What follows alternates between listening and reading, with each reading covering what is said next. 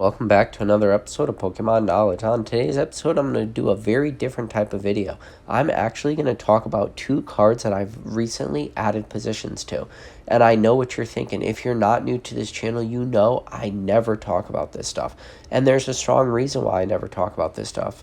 Because while I do not have any sort of delusions of grandeur of what this channel is or what this channel isn't, I still do believe, even with our very small subscriber count, we could potentially sway the market in certain directions. And very often I see a lot of different type of PokeTuber content creators pushing their own agendas on their listeners, whether they're heavily positioned in promo cards or Japanese cards or modern cards or I don't know, evolutions or whatever they're trying to push onto their listeners. I believe a lot of that, while it may come off genuine, could actually be very disingenuous because it's only trying to push their narrative and really trying to strengthen their positions for a lot of their personal cards. So I've always been very hesitant to make any sort of video like this. But on today's video, I'm actually going to do it. And the reason why is because the cards that I'm going to explain that I've added positions to are not very valuable cards. They're not low pop cards. They're readily available on the secondary market, and I just want you guys to understand like some of my deeper thought process, and I want you to understand, and this could be the tough part. This is what I want you to do. I want you to listen to what I'm saying about these low valued, low dollar amount cards and be able to take the thought process that I've built into the reasons that I've added into these positions and then be able to expand that into more higher end cards. And yes, I know that can be a little confusing, and I don't get me wrong. I'm very well aware that there's a lot of people out there that would just like me to say, here's a top 10 list of cards that I think you should buy right now. And I'm not going to do that.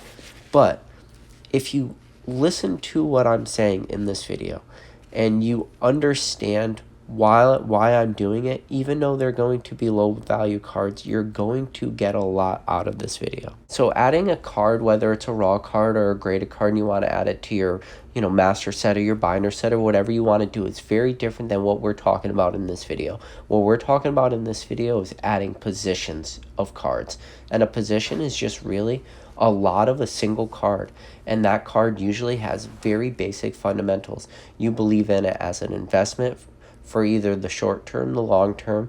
Normally there's a rarity factor, a scarcity factor built in, and a lot of like the basic fundamentals of any sort of card in the hobby. And you believe that people will want that card in the future. Now, when you build positions, your timeline is what's most important. Do you see it as a very small window of time where you want to just more or less create a quick position and then instantly flip that position, very quick down the line?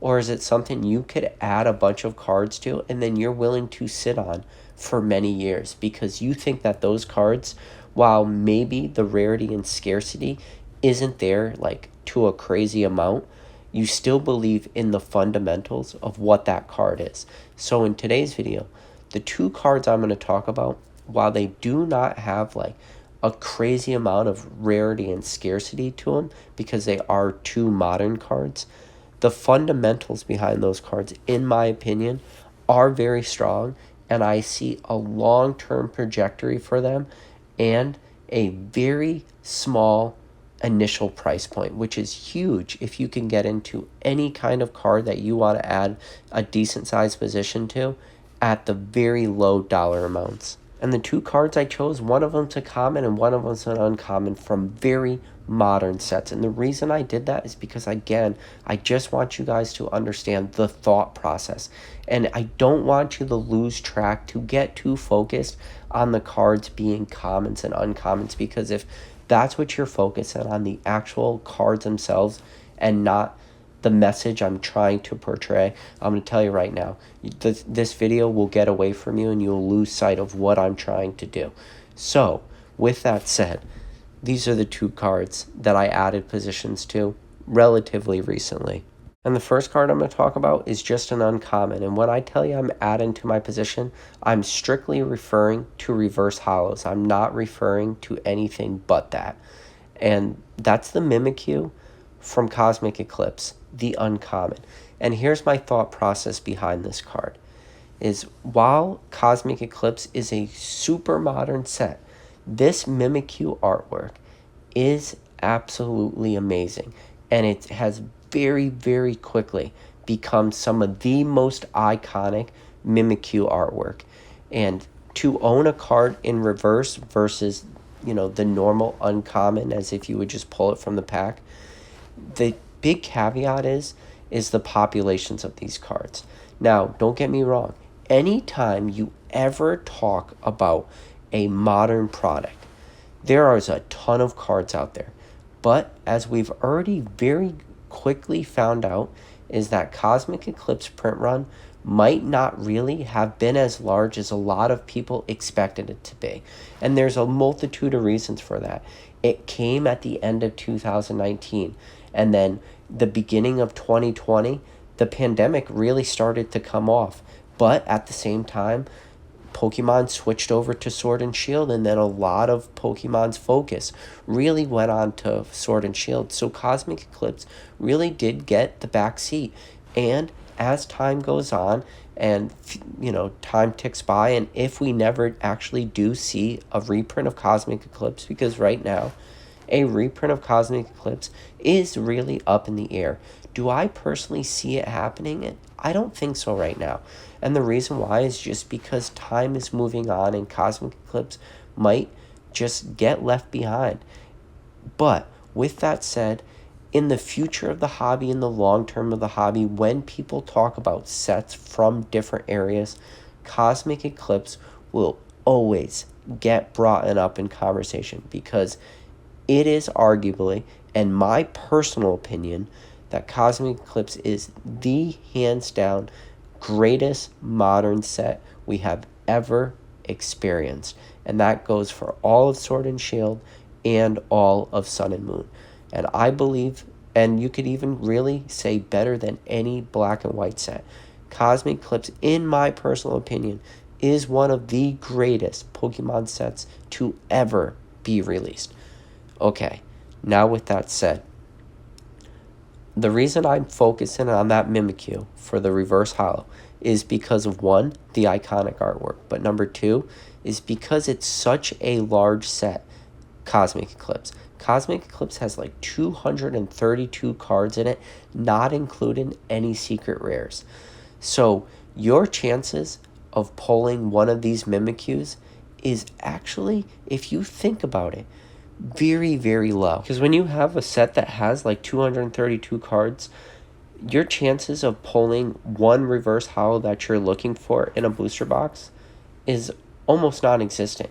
You get 36 reverse hollows in a booster box. At 232 cards minus the 50 cards that can't possibly be reverse hollows because they're GX cards or whatever, that brings you to like 180 cards. That means your chances of pulling a Mimikyu is more or less like 1 out of every 170 packs, 1 out of every 180 packs. That is a pretty tough pull rate when you think about it. And then when you multiply that card being so cheap, you can pick up a Mimikyu reverse hollow from Cosmic Eclipse for like $1. And that's probably on the high end, because you got to add in shipping and all this. So let's just say, for the sake of this video and the sake of conversation, the sake of argument, you can get a Mimikyu reverse hollow shipped, bought and shipped for $2. You can add a position of 20 cards for $40. Do you know how many packs of Cosmic Eclipse you would have to open to be able to pull 20 reverse hollow Mimikyus? That number would be absolutely astronomical. It would be an almost imaginary number because it would be so many booster boxes you would have to rip through just to get 20 reverse hollow Mimikyus. And the reason why is because I believe that this little reverse hollow, shipped and delivered for $2, I believe in the long term of this hobby that card eventually will be a card that people look at in the future. So for me to add a position, I can add a position of 40 cards for like $80. Or I could go real low end, like I said, add a position of 20 cards for $40. And when you could add positions like this, and these are the type of positions where I talk about when I say you buy them and you could put them away. And the funny thing about adding into positions like this for the long term is you're able to very quickly fill that need you have.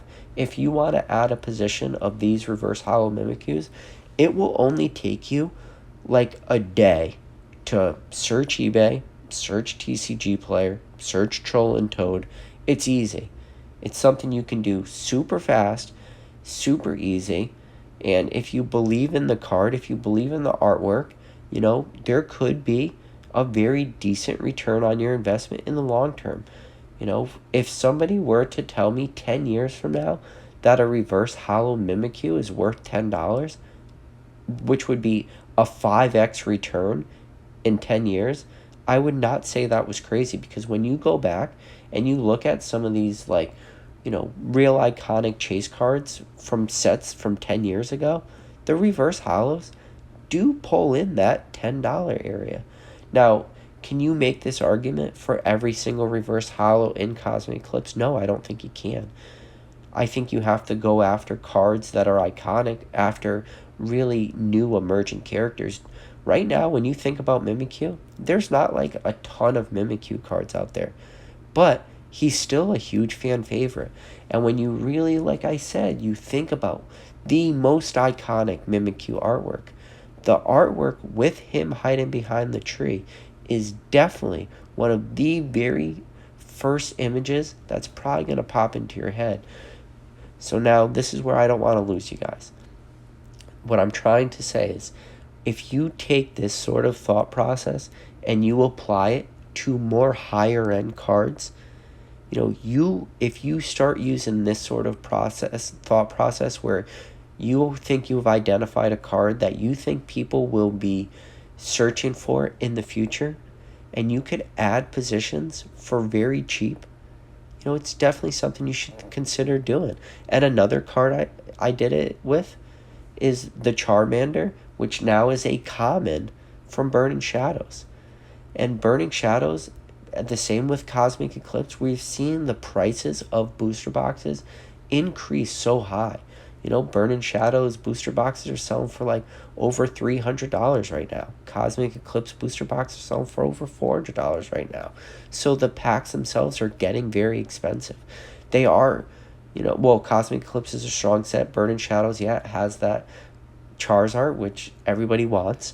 And Burning Shadows is not a huge set, though. It's only like 147 cards. So when you subtract all the cards that can't possibly be reverse hollows, it really probably knocks it down like 30 to 40 cards. So you're looking right at like 107 cards have the ability to be a reverse hollow. So your chances of pulling a Charmander reverse hollow is probably like 1 out of every 3 booster boxes. And a set that really a lot of people aren't opening anymore. At least people aren't opening a ton of booster boxes of Burning Shadows. Whatever the supply is that exists on the market is probably going to stay relatively the same for the foreseeable future. Sure, will there be booster boxes open in the future? Yeah, but is it going to be like a huge flood of these reverse hollows? No. And the crazy thing about that Charmander reverse hollow, the artwork, it is amazing artwork. And now, do I think that the McDonald's 25th anniversary promo, will that hurt the price of the reverse hollow from Burning Shadows? I don't think it will. I think, if anything, it's actually going to increase the value of that reverse hollow, because now it's putting more eyes on that card.